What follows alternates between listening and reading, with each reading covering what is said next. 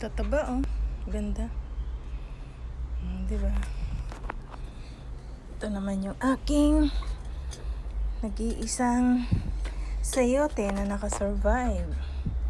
Tapos nag-iisang, ito na rin ngayon yung scruff na cabbage. Yan. Tatlo yan sila. Kaso lang, ginangat-ngat.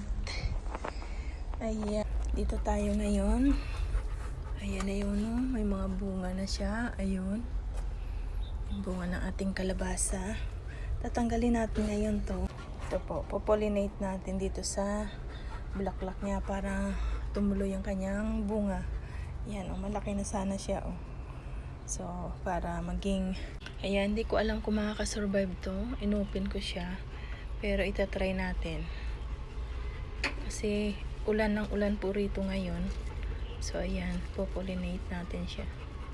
Dahil walang bina naman yung isa, open lang natin ang kanyang dahon. Tada, nag-iisang kamay lang eh. Ayan po siya, oh.